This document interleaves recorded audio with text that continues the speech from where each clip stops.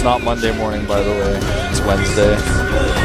Actually, it's Tuesday. Like, I don't know. This song said something about Monday morning. That's all I caught. Okay. I wasn't trying to correct you. I was like, did I say anything about Monday? I was like, huh? Okay, with the song, yeah. To the top, right? No, to the top, actually, we have our Zerg in the red. Once again, the MVP player. He's up ahead 1 game. It is MVP's. MVP DongRaeGu. He played really well. He had such a huge advantage. His timings were perfect, and well, Ace just didn't have anything against his army composition when he started to attack. So an awesome timing by DRG. He's up against the Protoss player StarTales. Blue Protoss at the bottom. Starting Ace. There he is. The Very- Celebration King. Yeah, very much so into the celebrations. He doesn't call himself the Celebration King. I called him that, and then I was like, you know. And then that's why I was talking about Kings earlier. But he got an award at the Blizzard Cup Finals for being the most actively celebrating. And at that time, everyone was like, really? He got it? Because there were so many other players. But then people look back and they were like, oh yeah. And then now, after he got that award, man, he went all out. I just got the confirmation, by the way, that the Black Widow stealth is using brown switches. Yep. Just as a side note. Guys, if you have no idea what we're talking about, make sure that at some point you go to a shop and you try the different kind of switches. It makes such a huge difference. You wouldn't believe it. So, kind of depends on what you personally prefer. But And definitely everyone something you should check out. should try the DT35. Everyone should try that, man. Because even though it's not a mechanical keyboard, it is just... The Houston? Yeah. I actually just bought 3 because I want to do a raffle, which I will do very soon. So for all my followers on Twitter and Facebook, I will pretty soon do a raffle. I just bought 3 of them. And yeah, that's basically the price. And I'll make sure that we get some autographs of players as well. So that's going to happen in the near future. So guys, if you're interested, once again, you just can follow the Twitter if you want to. Yeah. That's pretty cool of you, man. I hit 10K on Twitter, on Facebook, and YouTube, and I thought that was a pretty good occasion to do something like this. Just as a thank you. But well, on the game we have on Metropolis, we have a Nexus now for Ace, who started with the Forge play. So Total something. wall off. Yeah, the total wall off is something that we see so often, and it makes so much sense because you can just play very, very passive on 2 bases. You have the rocks as well that you can destroy in order to just push out. You have to make sure you keep your probe alive. That's the most important part. Really important. And of course you are quite passive if you lose this probe. The one probe outside of the main base will allow you to still be a little bit more aggressive. If you have your warp gates, you can warp units outside. Yeah. But it's sometimes a bit of a problem. And DongRaeGu's gonna find it, man. Yeah, he will. This is very unfortunate because if you lose that probe, you have no way of scouting except by sending zealots out of the gateway, and he is going to find it right away. It looks like he's manually controlling these Zerglings, and there it is. Oh, he's actually surrounding it. Nice. Perfect. It will die when it turns. Yeah. Watch this. Boom. So unfortunate there for Ace, but it's the choice that you have to make sometimes. This is a map where we've seen a lot of different styles. This is the map where actually the Immortal style got popularized. 3 Immortals, 10 to 12 sentries, and then you push out, you have a Warp Prism with your army, and you can do so much damage. This style got introduced into a PvZ on this map, and now we see it on other maps as well. We've seen it on maps like Cloud Kingdom too, and it's very, very strong. Killer was really the one to popularize it, I would say. Using it quite often in his matches. He was known for it on the ladder as well. And this is a tough situation for Ace because he's playing in the dark now. He actually has to take double gases at this point. And from here, he's likely going to make a robo, not for this push that you were describing, but just for scouting information, as he doesn't really have any sentries powered up. He has not really been able to do a whole lot, in fact.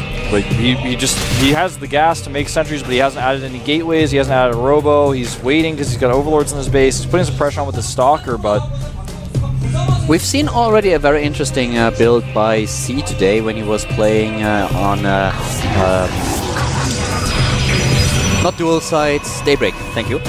And, well, with the third base that he got really, really early. So that's something that Ace could think about here. We've seen a lot of Protoss players trying to get an earlier third because they want to compete with the Zerg's economy.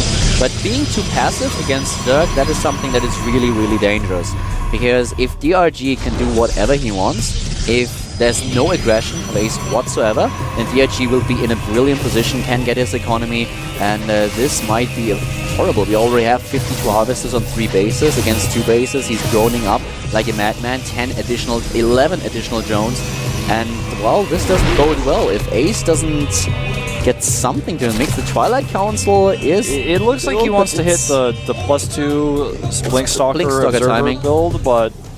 I mean, am I mistaken, or is it a little bit late with this? Yeah, this seems a little bit off. I really feel part of the problem for Ace, again, and I have to stress it, is that if you lose that probe and you're walled in, what can you do? You can't scout early.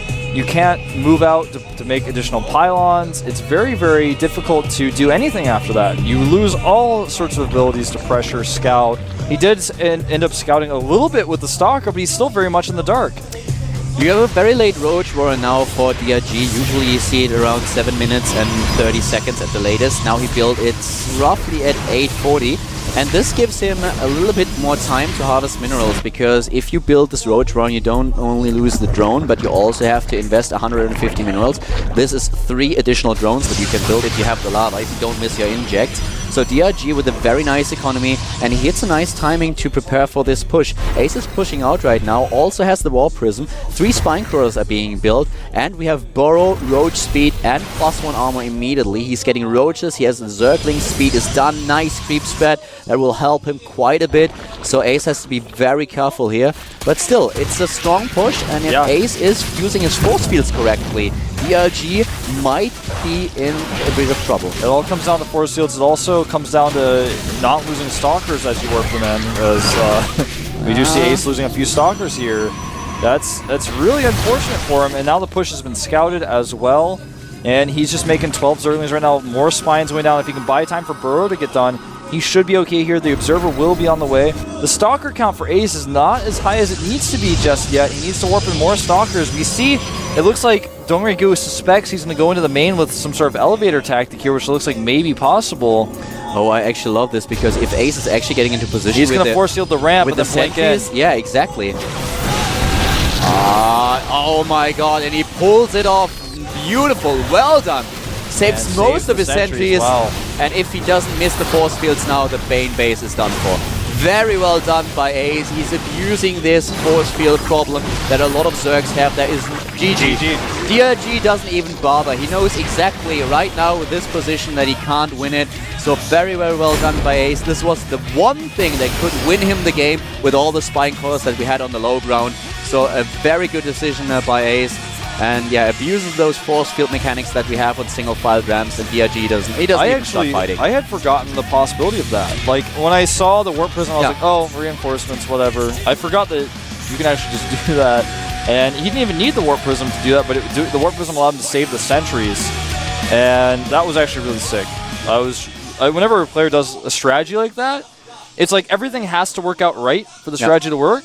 And Ace knew he was behind. He lost his probe. He couldn't put pressure on. He was like, all right, I'm doing it. And he did it. Did you see how DRG positioned his units? He had a lot of them on the high ground. He was waiting for it. And then suddenly he saw the units in low ground, moved down the ramp, and Ace chose exactly this timing to drop the first sentry, and then everything was over in an instant. Yeah. So, very well played by Ace. Did a good job here for DRG. Very unfortunate. He was in a great position to hold any time of, like, ordinary Blink Stalker push. He had Spine Crawlers at the low ground, he had the Roaches, he had the Zerglings, he had everything he needed. The creep spread as well, but that was the one thing that he that could kill him. Ace knew it, and he blinked up, force fielded the ramp, and DRG was like, okay, I just lost the game. It's very unfortunate that right now people have not figured these things out better, to where like an entire game, we just watched like a 10-minute game end in 3 seconds, just simply because this type of thing could be exploited.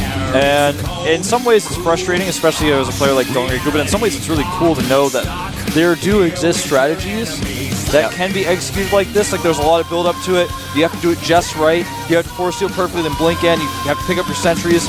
Well done though by Ace, I have to say. And he doesn't seem like he wants to play straight up games against DongRaeGu. We'll see what he does here on game 3. Can you blame him? I don't blame him, man. Third map will be Daybreak, a 2-player map, a large rush distance. Anything can happen on this map. If I was up against DongRaeGu, I would try to get a punch into his ribs before the game starts. I don't want to face him in a straight up game. That's not going to happen. Even if I was, I don't know, MC.